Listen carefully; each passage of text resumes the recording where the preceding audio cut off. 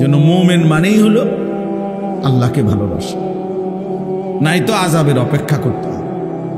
মনে রাখেন, আযাব সব কিছু একরকম। কাউকে সমাজের মানুষ সম্মান করে না, এটাও তোর উপরে আযাব।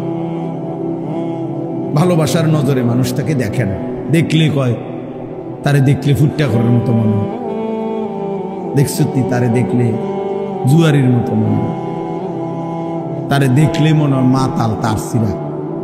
তো এইটাও তো বেটা তোর উপরে লানত, যে তোর মানুষ দেখলে এই মন্দ কথা বলে, এই মন্তব্য করে, এটাও তো অনেক বড় দুঃখ, আফসোস। এটাও একটা আযাব। এরপরে মানসিকভাবে পৃথিবীর হাজারো নারী নিয়ে ভাবে যে তার মানে তার নির্দিষ্ট কোনো স্বস্তি নাই, তার নির্দিষ্ট কোনো তৃপ্তি নাই। তো এইটাও তো তার উপরে অনেক বড় লানত, অনেক বড় অভিশাপ, যে তার হৃদয়ের প্রশান্তি যেটা সুকুন, এটা নাই। সুকুন যদি থাকতো, হৃদয়ের প্রশান্তি, সে এত মহিলা দেখত না। কোরআনুল কারীমের মধ্যে আছে, আল্লাহ তাআলা বলেন, আমি প্রত্যেক পুরুষের জন্য তার স্ত্রীকে বানিয়েছি। এবং কেন বানিয়েছি? লিতাসকুনু ইলাইহা। কোরআনের স্পষ্ট আয়াত, আমি আল্লাহ তাআলা স্বামীর জন্য, পুরুষের জন্য স্ত্রীকে বানিয়েছি যেন স্ত্রীর মাধ্যমে সে সুকুন, এই প্রশান্তি লাভ। লিতাসকুনু ইলাইহা। আমার একজন স্ত্রী আছে, আলহামদুলিল্লাহ। আমি কেন ফতে গাড়ে মানুষের বেড়ি সামনে করতে? আমার দরকার কি? আমি এত বেড়ি দিয়া করবো কি? আমার কি আর কাম নাই? আমি কি শুধু বেড়ির লেগে নিয়ে আইছি দুনিয়া? পাগল। অনেক ছেলে পেলে দেখলে আমার আফসোস লাগে, যে মাতাল, তুই এটা বুঝলি না যে তুই দুনিয়াতে আসছো শুধু বেড়ি চাইতা। এক নারী, এইটাই তোমার জীবনে, আর কোনো কাম নাই, আর কোনো উদ্দেশ্য নাই জীবনে। আফসোস। তো এই জন্য বললাম, আযাব বিভিন্ন ধরনের হয়। মানসিক প্রশান্তি চলে যাওয়া, হৃদয় অশান্ত হওয়া, এটা অনেক বড় আযাব। স্বস্তি নাই, তৃপ্তি নাই। এই হারামখোর যেগুলো দেখবেন, একটারও কোনো তৃপ্তি নেই। 100 কোটি টাকার মালিক, এই হারামখোররে জিজ্ঞাসা করলে, না হুজুর খুব ঝামেলা আছে, দোয়া করুন, খুব ঝামেলা আছে, ফ্যাক্টরিটা নিয়ে একটা ঝামেলা আছে, মিলটা নিয়ে একটা ঝামেলা আছে, তারপরে আরো 3টা কাজ চলতেছে সাইডে, এগুলা নিয়ে একটু ঝামেলা আছে। হাতের ঝামেলা আর শেষ হয়, ঝামেলা আর শেষ হয়। লোনও শেষ হয় না, কিস্তিও শেষ হয় না, সুদও শেষ হয় না। নাফরমান আর তো থামবা কোন দিন? বুড়ো হইয়া গেছো বেটা, 50 বছর 60 বছর, অহনো দুনিয়ায় গুছাইতে পারলা না, তো আখেরাত তো নাই, তো দুনিয়াও তো গুছাইতে পারলা না। খাইবা কোন দিন? খাইবা কোন দিন? এক শয়তানে প্রলোভন দিছে যে এখন উপার্জন করো, পরে আরাম করবে। পরেটা কোন সময়? কত বছর পরে? 200 বছর পরে। তিনি 200 বছর পরে নিয়ে আরাম করবে। এই হলো হালাল। মনে করছে পরে আরাম করবে, এখন আগে পয়সা, ডানে বামে হালাল হারাম জায়েজ না জায়েজ সব কামাই করবে, পরে আরাম করবে। পরে আরাম মানে, কালকে দেখছি পত্রিকার একটা সুন্দর একজন ব্যক্তি, বাংলাদেশের বর্তমান সরকারি একজন পদস্থ ব্যক্তি বলছে, কর্মজীবন এমনভাবে শেষ করবেন যেন কর্মজীবনের শেষে হাতকড়া পড়তে না হয়। আফসোস, আফসোস এটা, যে কেমন জিন্দিগি, যে জিন্দিগি হাতের আঙ্গুলের ইশারায়, দাপটে পুরা আদালত প্রাঙ্গণ থরথর করে কাঁপত। আজকে সেই মানুষ যখন আদালতে যায়, তো সাধারণ মানুষ পিছন দিয়ে থাবড়া। হায় অহংকারী, অহংকার, হায় ক্ষমতা, হায় ক্ষমতা, কি নিদারুণ অপমান। নির্বাক তাকায় রয়েছে, একটা শব্দ উত্তর দেয় না। কি বলবো এরপরে? আর কি বলবো এরপরে? আর কি বেইজ্জতি হইতে পারে যে পথচারী ঘাড় সাইয়া থাপড়াইতেছে পুলিশের ব্যারিকেডের ভিতরে? এই সেই আদালত যে আদালতে আঙ্গুলের ইশারায় উঠতে বসত। তাহলে অহংকারের দুনিয়া যদি এতটা অপমানজনক হয়, তার আখিরাত কি হবে? আমাদের জন্যই ভাবি, রাজনীতির হিসাব মিলাইলে হতো। আমি কোনো রাজনীতির মানুষ, বাস্তবতা হলে আমার কাছে খুব আশ্চর্য লাগছে যে হায় কি স্বার্থপর এই দুনিয়া, কি ভীষণ স্বার্থ, কি আশ্চর্য। এই জন্য ছেলেরা তোমরাও মনে রাখো, একদিন এই নাফরমানির এই জিন্দিগি নিয়ে, নামাজ নাই, সেজদা নাই, আল্লাহ নাই, নারী, ছবি, মোবাইল, অস্থির দৃশ্য নিয়ে যদি একদিন জীবন শেষ হয়, কুত্তাও নাম নিত না। বলল কুত্তাও নাম নিত না। কুত্তা বেনামাজি মনে রাখিস, তোর নাম কোন কুত্তাও নিবে না। হ্যাঁ, অসভ্যতা যাদের জীবন, অস্থিরতা, নোংরামি যাদের জীবন, এই যে সমস্ত নারী বেহায়া, বেপর্দা, অসভ্য, কোন জানোয়ারও এদের কথা নাম নেব।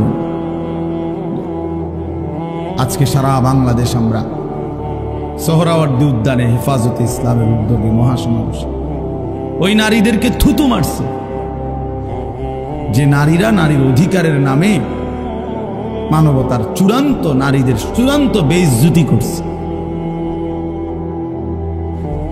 এই জন্য ভাই, কোন পাপী পৃথিবীতে দামি হয় না। আমিও না, আপনিও না, আমিও না, আপনিও না, জওয়ানও না, বুড়াও না। কেউ হয়তো নগদ বেইজ্জতি হয়, কেউ হয়তো বংশ পরম্পরায় বেইজ্জতি হয়। আমাদের এই কুমিল্লায় এক জেলায়, উপজেলায় একটা বিশাল বাড়ি দেখাইছে একবার। এই বাড়ি অনেক বড়, এখন গাছরা আছে, খালি পড়ে আছে। তো লোকেরা আমার দেখাইছে, বলল যে হুজুর, এটা এই বাড়ির এমন কিছু মানুষের বাড়ি ছিল, এত সম্পদশালী, কিন্তু প্রতিনিয়ত তারা ছোট বড় সবাই মানুষের উপরে জোর জুলুম করত। কত মানুষের উপরে যে জুলুম করছে, কত মানুষের অন্যায় করছে, কত নারীর সর্বনাশ করছে, কত পুরুষের সর্বনাশ করছে, কত মানুষের সম্পদ লুণ্ঠন করছে। এই জোর জুলুম করত। আজকে তাদের এই পুরা বাড়ি বিরান পড়ে আছে, একটা মানুষ, বংশের একজন লোকও নাই, একটা বাচ্চাও নাই বংশ। আমি নিজ চোখে দেখছি কতগুলো কুত্তা ঘুমাইতে আছে, বৈশা রয়েছে এটার ভিতরে। অহংকারীর, নাফরমানের পরিণতি।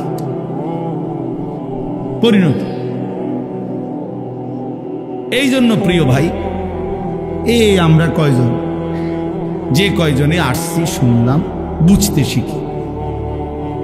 শেখা দরকার। ইব্রাহিম আলাইহিস সালাম আল্লাহ তাআলার একজন জলিলুল কদর নবী, আমরা সবাই নাম জানি। আল্লাহ তাআলার বন্ধু। ওয়াত্তাখাযাল্লাহু ইব্রাহিমা খলিলা। আল্লাহ তাআলা বলছেন যে আল্লাহ ইব্রাহিমকে বন্ধু বানিয়েছেন। কোরআনুল কারীমে আছে, আল্লাহ তাআলা ইব্রাহিম আলাইহিস সালামকে বলছেন, ইন্নী জাঈলুকা লিন-নাসি ইমামা, আমি তোমাকে গোটা বিশ্ব মানবতার জন্য, সমস্ত মানুষের জন্য ইমাম বানানো। কোরআনুল কারীমের মধ্যে আছে, আল্লাহ তাআলা ইব্রাহিম আলাইহিস সালামকে অনেকগুলো পরীক্ষা করছেন, সবগুলো পরীক্ষায় তিনি শতভাগ উত্তীর্ণ হয়েছে। وإذ ابتلى إبراهيم ربه بكلمات فأتمهن। আল্লাহ তাআলা বলেন, আল্লাহ তাআলা তার ইব্রাহিমের অনেকবার অনেক কথা বলেই অনেকভাবেই পরীক্ষা করেছেন, তিনি সব পরীক্ষায় পূর্ণাঙ্গভাবে আদায় করেছেন।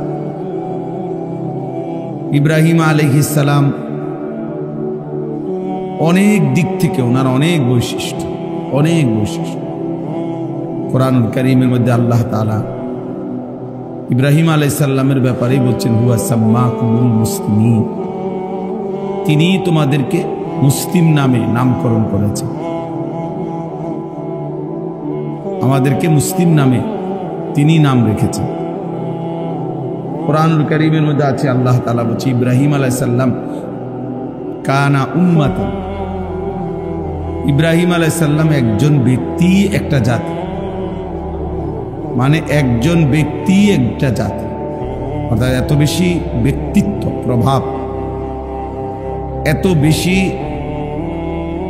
ওনার সম্মান মর্যাদা খেদমত, যে আল্লাহ তাআলা বলছে সে একাই যেন একটা জাতি। এরকম অনেকগুলো মর্যাদা, সমস্ত মর্যাদার পিছনে একটা বড় কারণ হলো আল্লাহ তাআলা যতবারই পরীক্ষা নিয়েছেন কঠিন থেকে কঠিন, প্রত্যেকটি পরীক্ষায় তিনি উত্তীর্ণ হয়েছেন। সবগুলো পরীক্ষা তাফসীরের মধ্যে আছে, হযরত আব্দুল্লাহ ইবনে আব্বাস রাদিয়াল্লাহু তাআলা আনহুমা বলছেন, আল্লাহ তাআলা 30টি পরীক্ষা করছেন ইব্রাহিম আলাইহিস সালামকে। কোন বর্ণনায় 70টার কথা আছে।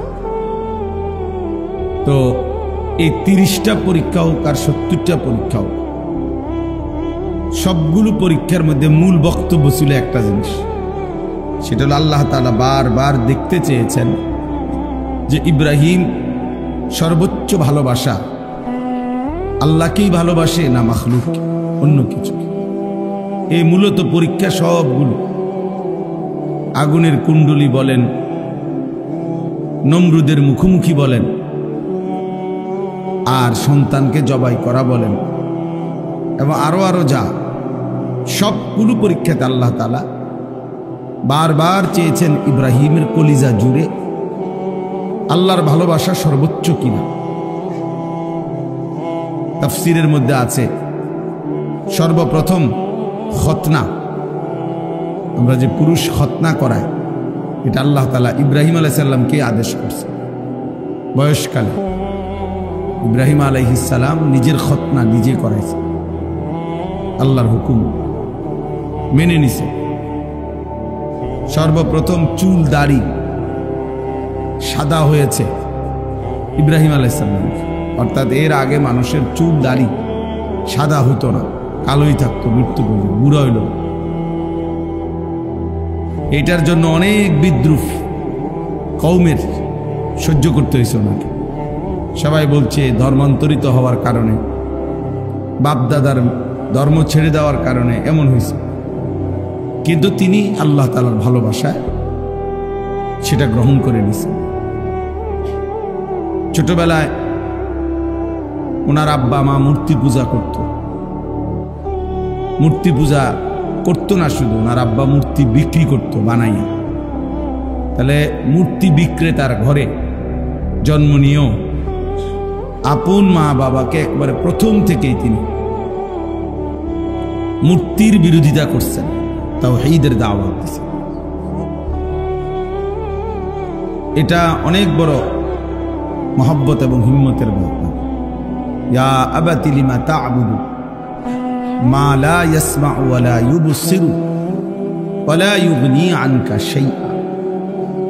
কোরআন শরীফে আছে, তিনি তার পিতাকে বললেন, হে বাবা, আপনি কিসের ইবাদত করেন? মা লা ইয়াসমাউ, যে কিছুই শুনে না, ওয়া লা ইউবসিরু, যে কিছু দেখেও না, ওয়া লা ইউগনি আনকা শাইআন, যে কোনো সামান্যতম উপকারও করতে পারে না। এই ফালতু মূর্তির কেন পূজা করে, ইবাদত করে? তার বাড়ি ছোট্টবেলার থেকেই তিনি আল্লাহর ভালোবাসা, বাবা মার কুফরিও এক সেকেন্ডের জন্য মেনে নেননি, করেননি। আগুনের কুণ্ডলিতে নমরুদ যখন ফেলাইছেন, তখন তিনি জিব্রাইলের মতো ফেরেশতা, মিকাইল, ইসরাফিল, আজরাইল, এই চারজন ফেরেশতাই উনাকে সাহায্য করতে চাইছেন, তাফসীরে আছে। কিন্তু উনি ওদের সাহায্যও প্রত্যাখ্যান করছেন, বুঝছে না, তোমরাও লাগবে না, যাও, যার জন্য আমি আগুনে পড়তে যাচ্ছি তিনি আমাকে দেখতেছেন, তিনি আমার জন্য যথেষ্ট। হাসবি আল্লাহ, হাসবি আল্লাহ, ইব্রাহিম আলাইহিস সালামের বাক্য, আমার জন্য আল্লাহই যথেষ্ট। 84 বছর বয়সে অনেক কান্নাকাটির পরে আল্লাহ তাআলা ওনার ছেলে ইসমাঈলকে দিয়েছিলেন, একটা সন্তান দান করছিলেন। তা আল্লাহ তাআলা বলছেন, তুমি সন্তানটাকে আদর করবা না, চুমা দিবা না, কোলে নিবা না। বলছি ঠিক আছে, তো দেন নাই, আদর করেন না, আপনি শুধু তাকাইয়া দেখতে। আল্লাহর ভালোবাসার পরীক্ষা দিচ্ছে, তাফসীরে আছে। কিছুদিন পরে আল্লাহ তাআলা বলছেন, এতদিন তো দেখতে দিছি শুধু, এবার দেখতেও দেব না। চোখের আড়ালে এই বাচ্চা এবং বাচ্চার মা হাজেরাকে দূরে মরুভূমিতে রেখে আস। ঠিক আছে। তো আল্লাহ তাআলার হুকুমে কাবা ঘরের পাশে, তখন কাবা ঘরের প্রাচীর ছিল না, তো এই কাবার পাশে মক্কায় মরুভূমিতে গাছপালা, তরুলতা, পানি, মানুষ, জনবসতিহীন একেবারেই ধুধু মরুভূমিতে একেবারেই একা রেখে আসছে।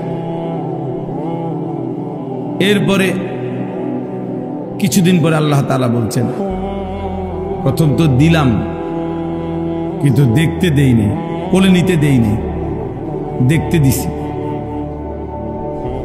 এখন দূরে সরাই দিছি, তো মনে মনে সান্ত্বনা ছিল, আচ্ছা যাক, ফুট না দেখলে কিছু আছে, তো দূরে হলেও আছে। তো আল্লাহ তাআলা এবার বললেন, না, আর দুনিয়াতেই থাকবে না, বরং তাকে জবাই করে আমার কাছে দিয়ে দাও। তিনি বললেন, ঠিক আছে, আসলাম, আল্লাহ, আমি মেনে নিলাম, আমি মেনে নিলাম। এবং ঠিকই বাস্তবিক অর্থেই সন্তানের গর্দানে, মিনার ময়দানে গর্দানের মধ্যে ছুরি রাখছে, জবাই করতেই চাইছেন। আল্লাহর কুদরতে জবাই হয় নাই সেটা তো ভিন্ন কথা, তিনি এক বিন্দুও মূলত কোন রকম লৌকিকতা বা নয়সয় বা এমনে এমনে যে না, বাস্তবিক অর্থেই তিনি কি করতে চাইছেন, জবাই করতে চাইছেন। আরো অনেক আছে তাফসীরের মধ্যে, মানে একটার থেকে একটা অনেক কঠিন পরীক্ষা ছিল, কিন্তু প্রতিবারই তিনি আল্লাহর ভালোবাসায় সমস্ত পরীক্ষায় উত্তীর্ণ হয়েছেন। কোরআনুল কারীমের মধ্যে আছে, আল্লাহ তাআলা বলেন, ওয়াল্লাযীনা আমানু আশাদ্দু হুব্বান লিল্লাহ, যারা মুমিন তারা সবচেয়ে বেশি ভালোবাসে আল্লাহকে। এজন্য মুমিনের সবচেয়ে বড় ভালোবাসা আল্লাহর জন্য। কোরআনুল কারীমের মধ্যে আল্লাহ তাআলা বলেন, তোমাদের পিতা মাতা, তোমাদের ভাই বোন, তোমাদের স্ত্রী, তোমাদের সন্তান, তোমাদের জমানো সম্পদ,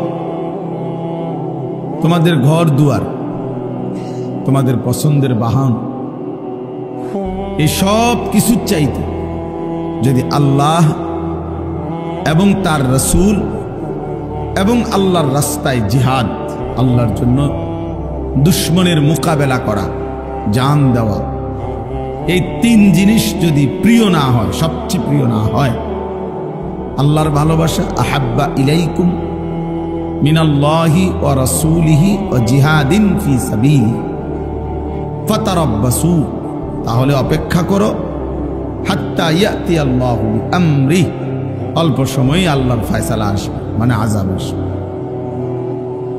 যে জাতির মধ্যেই মুসলমান মুমিন পরিচয়দারী, ইমানদারের পরিচয়দারী, আল্লাহর ভালোবাসা কম, রাসূলুল্লাহ সাল্লাল্লাহু আলাইহি ওয়াসাল্লামের ভালোবাসা কম, এবং জিহাদ ফি সাবিলিল্লাহ, আল্লাহর জন্য জীবন দেওয়া, আল্লাহর দ্বীনের জন্য নিজেকে কোরবানি করার জন্য পেশ করা, এই মানসিকতা যার মধ্যেই কম, তা আল্লাহ তাআলা বলছে তারা যেন আযাবের অপেক্ষা করে। আযাব আসে। আজকে সংখ্যাগরিষ্ঠ মুসলমান আমরা, এই তিন জিনিস আমাদের মধ্যে ঘাটতি। আল্লাহর ভালোবাসায় সামান্যতম মুসলমানের পরিচয় ধরে রাখতে আমরা চাই না। কিশোর বলেন, যুবক বলেন, বৃদ্ধ বলেন, যে যেই মিথ্যা অন্যায় অপরাধের সাথে জড়িত, উনি এটা ছাড়বার কোনো মানসিকতাই নেই, প্রস্তুতিই নাই, ইচ্ছাও নেই। মিথ্যা বলে তো বলেই, চুরি করতেছে তো করতেই আছে, ওজনে কম দিতেছে তো প্রতিদিনই একই রকম, সুদ খায় তো 30 বছর ধরে সুদে খায়, বাটপারি করতেছে তো প্রতিদিনই বাটফে। হ্যাঁ, ছেলে পেলে নামাজ পড়ে না তো অসভ্য, কোনোদিনই নামাজ পড়ে, ফজরের নামাজ পড়ে না তো একদিনও পড়ে না, গালিগালাজ করে তো প্রতিদিনই গালিগালাজ। এই মানে এক ধরনের অপদার্থ জিন্দি, অমানুষের জিন্দি, জানোয়ারের জিন্দি, হাইওয়ানের জীবন, পশুর জীবন। যে জীবন ধারাবাহিক গুনাহ করে সেটা কোনো মানুষের জীবন না, মুসলমানের জীবন না। কোনো মুসলমানের জন্য ধারাবাহিক লাগাতার গুনাহ করা অসম্ভব। আর যেই কোনো মুসলমানের জন্য গুনাহ হওয়া সম্ভব। গুনাহ হবেই, অপরাধ হবেই, এটা স্বাভাবিক, কিন্তু অপরাধ লাগাতার করতে থাকা এটা অস্বাভাবিক। এইটা স্বাভাবিকতা না। বোঝা গেছে সে তার নিজের পরিচয়, কর্তব্য ভুলে গেছে,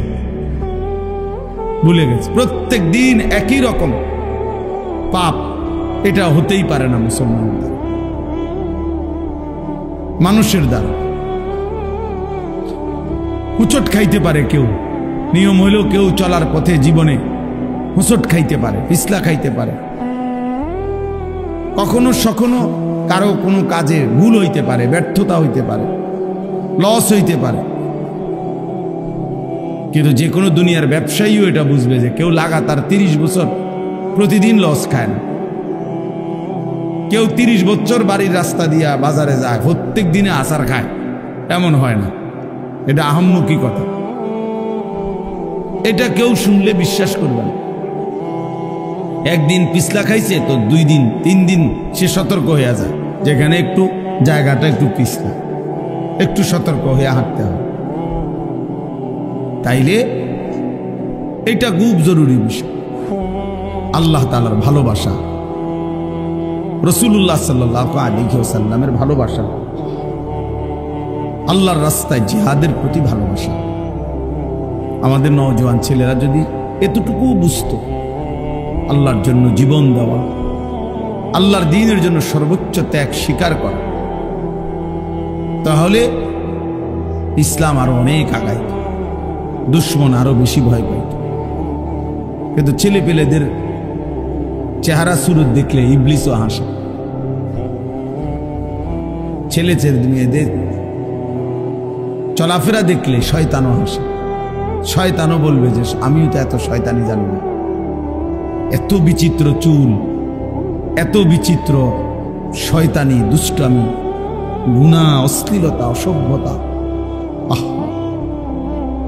আফসোস, মানে ইবলিসও হাসে, শয়তানও হাসে। সম্পূর্ণ এই লাখ লাখ ছেলে পেলে, ছেলে মেয়ে শাহওয়াতের গোলাম। মনের একটা অসভ্য চাহিদা আছে, লজ্জাস্থানের একটা চাহিদা আছে, এইটার গোলাম। এর জন্যই নারী দেখে, ছবি দেখে, নাচ দেখে, সারাদিন মোবাইল একটা লইয়া, রোদ গরম, শীত বর্ষা, আগুন পানি, হুজুর, পাবলিক, বয়স্ক মানুষ, জোয়ান মানুষ, মসজিদ, মাদ্রাসা, যেখানে যাইবেন অপদার্থের হাত থেকে এটা ছুটে না। সে এটা নিয়েই আছে, নিজের মতো হাসতেছে, নিজের মতো দেখতেছে, নিজের মতো যেটা ভাল লাগতেছে ছবি উঠাইতেছে, নিজের মতোই চুল রাখ। মানে এই পৃথিবীতে কেউ তাকে ভালো বলে না মন্দ বলে, মানুষ তার দিকে তাকায় না, না তাকায়, কিচ্ছু ভাবে না, কিছুই ভাবে, নিজের মতো করে হারায় গেছে। কখন যে শয়তানের ফাঁদে পড়ে অন্ধকারের রাস্তায়, অন্ধকারের গলিতে হারায় গেছে, আর বাইর হইতে পারে, বাইর হইতে পারে। আফসুসের বিষয়। তো বলতেছিলাম ইব্রাহিম আলাইহিস সালাম প্রতিবার 70 বার 30 বার তাফসীর আছে, আল্লাহর মহব্বতের চূড়ান্ত পরীক্ষা দিচ্ছে। প্রতিবারই বলছে, আল্লাহ আমি আপনাকেই ভালোবাসি, আপনাকে আমি ছাড়তে চাই, ছেলে ছেড়ে দিলাম, প্রয়োজনে জবাই করে দিলাম, কিন্তু আপনার ভালোবাসা ছাড়বে না। যেন মুমিন মানেই হলো আল্লাহকে ভালোবাসা, নাই তো আযাবের অপেক্ষা করতে হবে। মনে রাখেন, আযাব সব কিছু একরকম না। কাউকে সমাজের মানুষ সম্মান করে না, এটাও তোর উপরে আযাব। ভালোবাসার নজরে মানুষ তাকে দেখে না, দেখলে কয় তারে দেখলে ফুটটা করার মতো মনে হয়, দেখছো তুই তারে দেখলে জুয়ারির মতো মনে হয়, তারে দেখলে মনে হয় মাতাল তার সিরা। তো এইটাও তো বেটা তোর উপরে লানত, যে তোর মানুষ দেখলে এই মন্দ কথা বলে, এই মন্তব্য করে, এটাও তো অনেক বড় দুঃখ, আফসোস, আফসোস, এটাও একটা আযাব। এরপরে মানসিকভাবে পৃথিবীর হাজারো নারী নিয়ে ভাবে যে তার মানে তার নির্দিষ্ট কোনো স্বস্তি নাই, তার নির্দিষ্ট কোনো তৃপ্তি নেই। তো এইটাও তো তার উপরে অনেক বড় লানত, অনেক বড় অভিশাপ, যে তার হৃদয়ের প্রশান্তি যেটা সুকুন, এটা নাই। সুকুন যদি থাকতো, হৃদয়ের প্রশান্তি, সে এত মহিলা দেখত। কোরআনুল কারীমের মধ্যে আছে, আল্লাহ তাআলা বলেন, আমি প্রত্যেক পুরুষের জন্য তার স্ত্রীকে বানিয়েছি। এবং কেন বানিয়েছি? লিতাসকুনু ইলাইহা। কোরআনের স্পষ্ট আয়াত, আমি আল্লাহ তাআলা স্বামীর জন্য, পুরুষের জন্য স্ত্রীকে বানিয়েছি যেন স্ত্রীর মাধ্যমে সে সুকুন, এই প্রশান্তি লাভ। লিতাসকুনু ইলাইহা। আমার একজন স্ত্রী আছে, আলহামদুলিল্লাহ। আমি কেন ফতে গাড়ে মানুষের বেড়ি সামনে, আমার দরকার কি? আমি এত বেড়ি দিয়া করবো কি? আমার কি আর কাম নাই?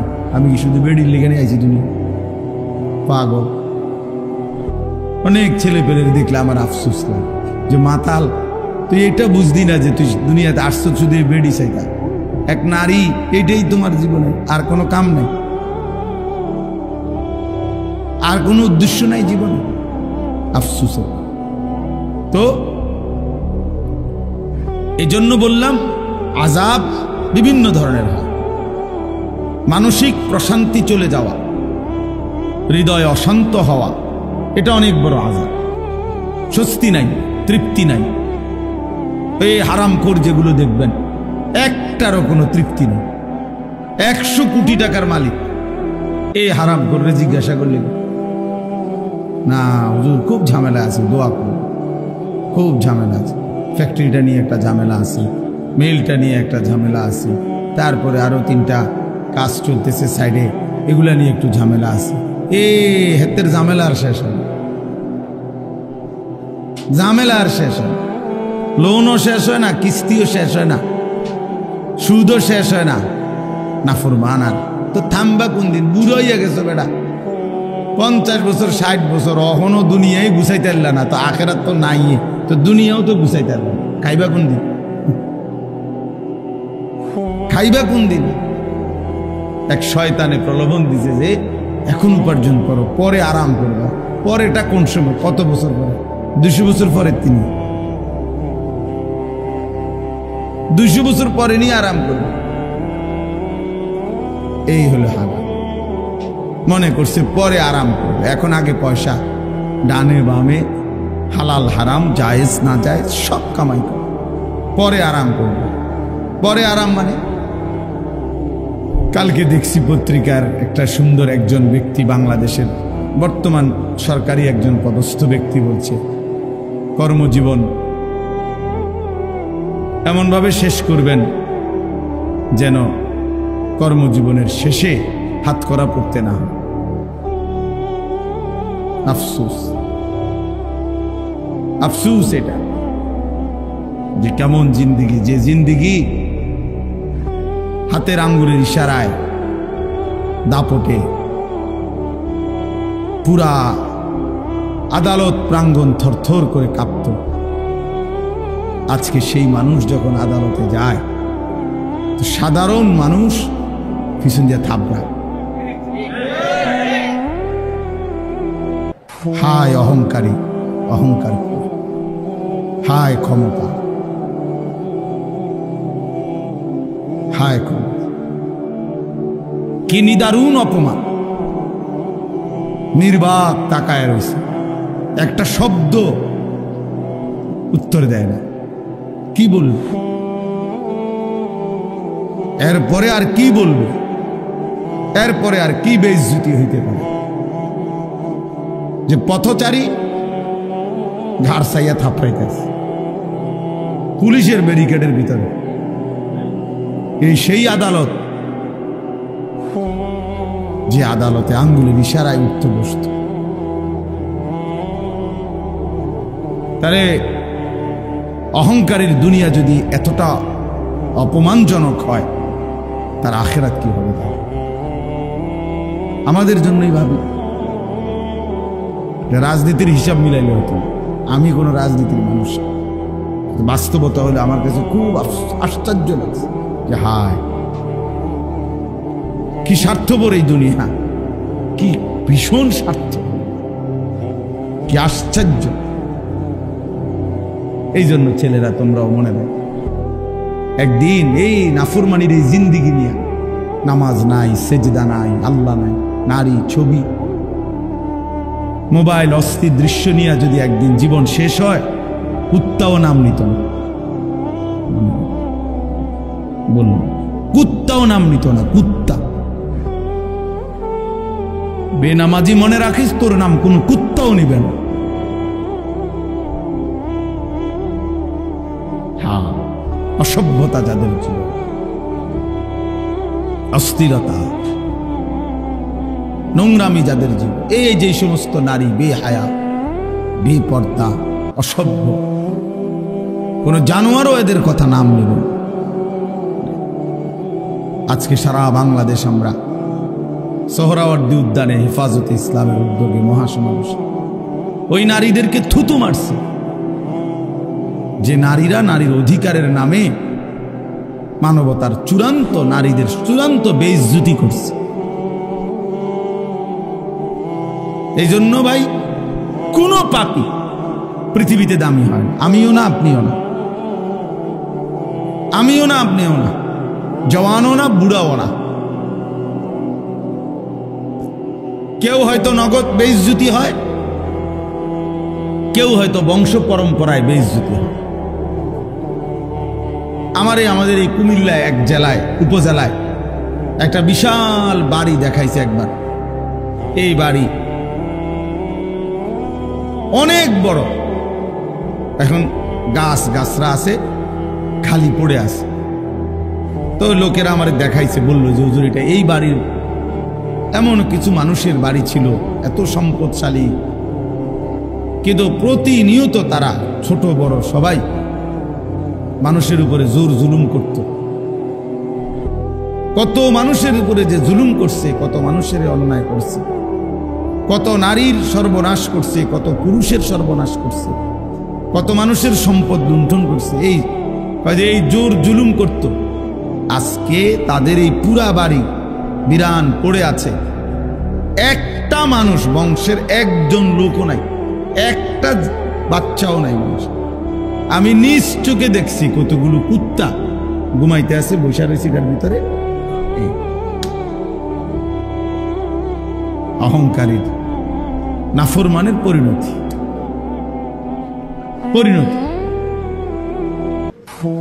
এই জন্য প্রিয় ভাই, এই আমরা কয়জন, যে কয়জনে আসছি, শুনলাম, বুঝতে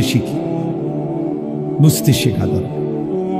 আল্লাহকে ছেড়ে তো ইজ্জত মিলে না, সম্মান মিলে না। হয় নগদ, নাই তো বংশ পরম্পরায় হলেও একদিন বেইজ্জতি হইতে হয়। আমার কাছে কিতাব আছে, তাফসীর আছে। ইমাম আমাশ রাহমাতুল্লাহ আলাইহি বলেন, প্রত্যেক সুদখোর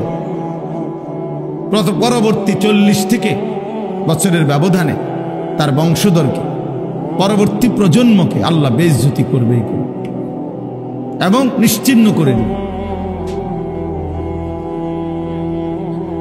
হ্যাঁ, এই জন্য বাবাদেরকেও বলি, ছেলেদেরকেও বলি, আমারও বলি, লম্বা সময় বয়ান করার সুযোগ আজকে নাই। আমরা প্রত্যেকে খেয়াল করি আল্লাহর ভালোবাসা। তো বলতেছিলাম, ইব্রাহিম আলাইহিস সালাম আল্লাহর ভালোবাসায় চূড়ান্ত প্রমাণ দিছেন, কোনোভাবে কোনো কিছুতে আর কষ্ট করার দরকার নেই, এখনই শেষ। আল্লাহর ভালোবাসায় চূড়ান্ত পরীক্ষা দিয়ে উত্তীর্ণ হয়েছেন। প্রতিবারই আল্লাহর ভালোবাসায় প্রমাণ দিছেন যে আল্লাহ, আমি আপনাকেই ভালোবাসি। তো আল্লাহ তাআলা এর বিনিময়ে ইব্রাহিম আলাইহিস সালামকে দিয়ে আল্লাহর ঘর কাবা পুনর্নির্মাণ করাইছেন।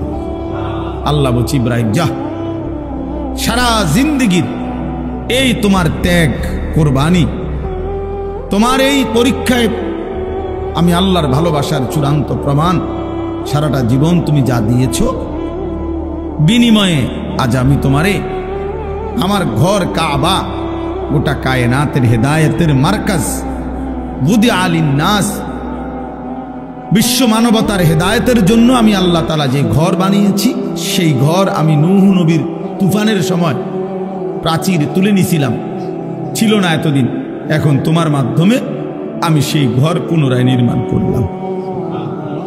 তো আল্লাহ তাআলা ঘর নির্মাণ করাইয়া এবার ইব্রাহিম আলাইহিস সালামকে বললেন, এখন কি করবা?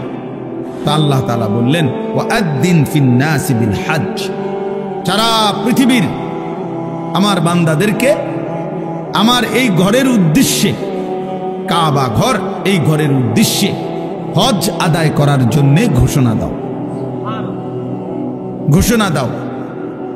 ইব্রাহিম আলাইহিস সালাম বললেন, আয় মাওলা, এক মরুভূমি, এখানে তো কোনো মানুষই তেমন উল্লেখযোগ্য নাই, অল্প কয়টা মানুষ। এখন আমার ছেলে ইসমাইল হাজেরার সাথে আরো কিছু মানুষ জুড়ছে, তা তো সামান্য। তা আমি এই পৃথিবীর সব মানুষকে কিভাবে হজ্জের ঘোষণা দেব আপনার ঘরের উদ্দেশ্যে? তো আল্লাহ তাআলা বললেন, ইব্রাহিম, নিদা মানে আহ্বান, আজান, ডাকা, এটা তোমার দায়িত্ব, পৌঁছানো আমার দায়িত্ব। ওয়া আলাইয়াল বালাগ, পৌঁছানো আমার দায়িত্ব, তুমি দাও, তুমি আজান দাও, তুমি আজান দিয়ে রাখো।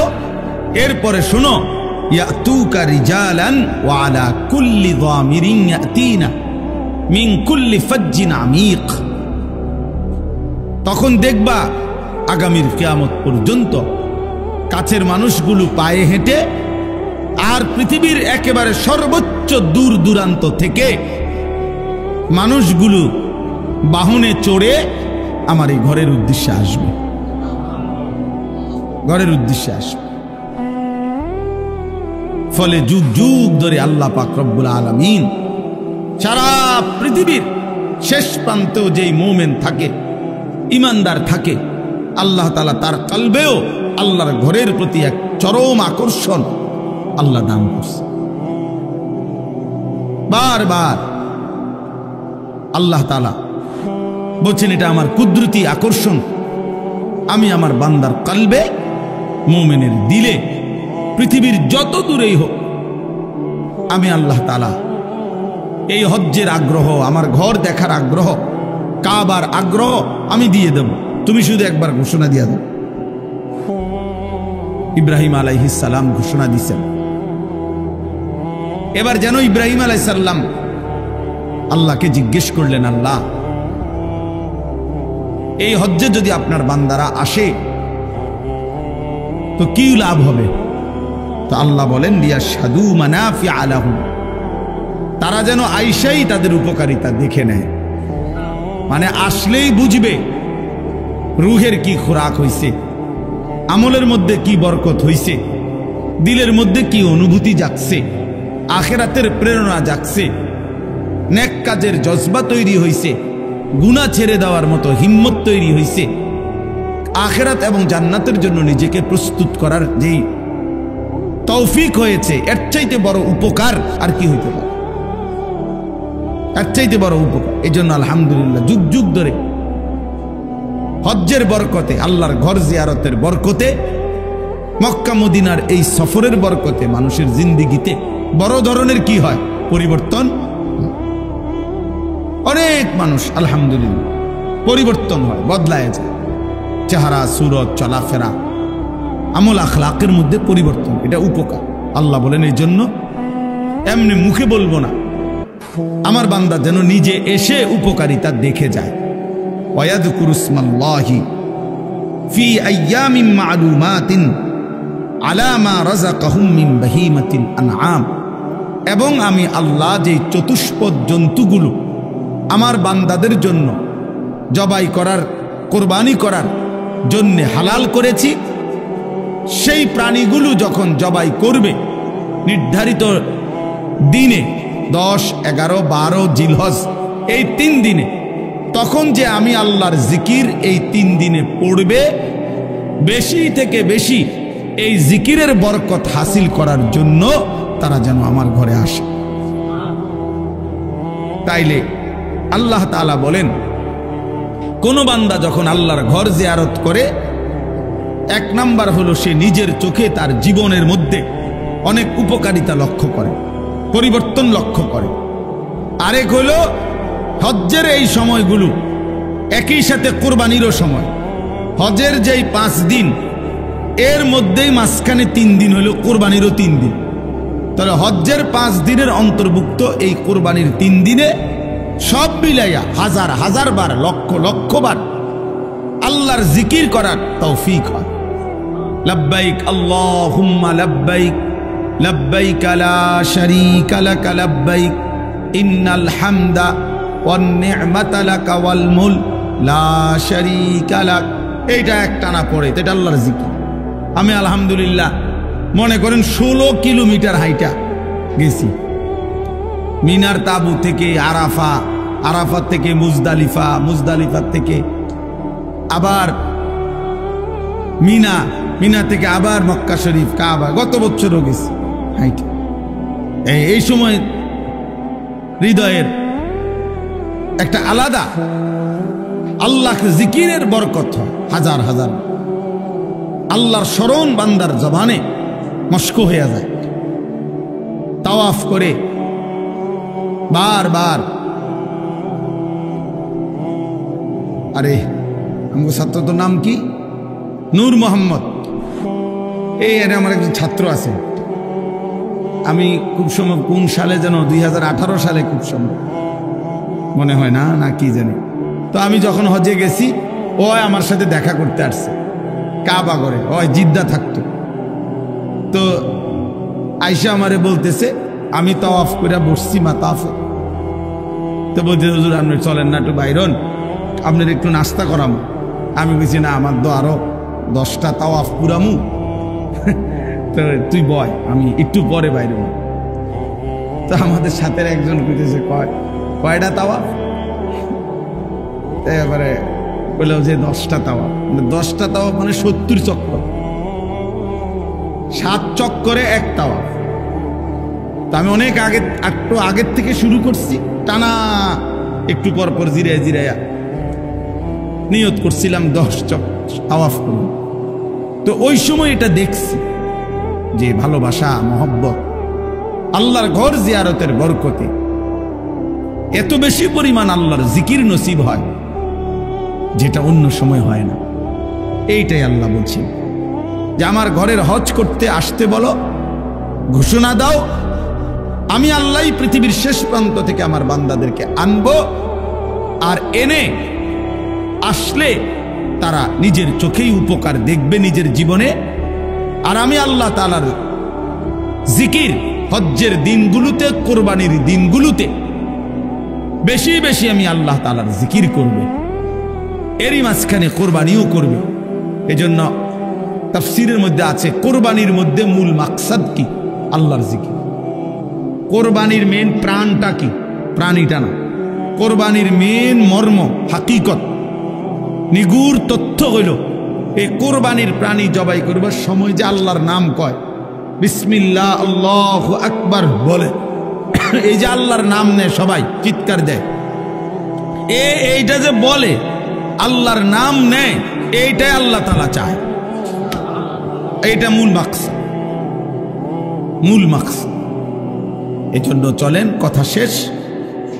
হজ্জের মৌসুম এখন, সারা বাংলাদেশ থেকে সারা পৃথিবী থেকে আল্লাহর বান্দারা হজ্জের সফরে ছুটতেছে। আলহামদুলিল্লাহ, ফ্লাইট শুরু হয়ে গেছে 29 তারিখ থেকে, এখন তো চলতেই আছে। আমাদেরও ফ্লাইট 28 তারিখ ইনশাআল্লাহ। তো সারা পৃথিবীর আল্লাহর বান্দারা হজ্জের সফরে যাইতেছে, কোরবানির প্রস্তুতি নিতেছে। আমাদেরও এটা মনে রাখা চাই, হজ এবং কোরবানি ইসলামের এই গুরুত্বপূর্ণ মহিমান্বিত ইবাদত। এই ছোট বড় প্রত্যেকের দিলের মধ্যে এটা চাওয়া উচিত যে আল্লাহর ঘর জিয়ারত করব। আমি সব সময় বলি যে এই চোখ কালো গিলাফ আল্লাহর ঘর কাবা দেখে নাই, যেই চোখ মদিনার সবুজ গম্বুজ রাসূলের রওজা দেখে নাই, এই চোখ যেন কিছুই দেখে নাই, ওই চোখ যেন কিছু দেখেই না। এজন্য চোখের সার্থকতা, চোখের জ্যোতি বাড়বে, চোখের শক্তি বাড়বে, আল্লাহর মহব্বত বাড়বে, রাসূলের ভালোবাসা বাড়বে। আল্লাহর ঘর জিয়ারতের স্বপ্ন দেখে ছেলেরাও, বয়স্করা, আমাদের দেশের বুড়া মানুষ, ওনারাও ছেলে বিদেশ পাঠাইয়া সব সংসারের কাজ সাইরা, ছেলেরা যদি কেউ দয়া কইরা বিদেশ পাঠায়, এবার এই আশা বসে থাকে, অথচ উনি টাকা ব্যবস্থা করে এত বড় সংসার সব গুছাইছে, লক্ষ লক্ষ টাকা, 3 ফুলা বিদেশ পাঠাইতে 3-12 লাখ টাকা লাগছে, উনি মিলাইছে, বাইক বিল্ডিং করছে, রাস্তার লগে জমি কিনছে, ফার্নিচার করছে, সব ব্যবস্থা করবার সময় অসুবিধা হইছে না। কিন্তু নাফরমানরে যখন বলা হয় আল্লাহর ঘরের হজ করবেন না, এই সময় আর কয় আমি করতে আমার কিছু আছে না, ফুটাইতে যদি ফাড়ায় তাহলে গেলাম, নাহলে যাইতাম না। বাটফারি কথা। টাঙ্গাইয়া যখন ফেরেশতা ফিটবো কবরে, বুড়া মিয়ারে একদম আড্ডি মাড্ডি গুড়াগাড়া করে লেবো, তখন বুঝবো যে মস্কারি কার লগে করছে, তামাশা কার সাথে করছে। আল্লাহ আমাদেরকে মাফ করে দেন। আপনাদের কাছে একটা ছোট্ট 2 মিনিট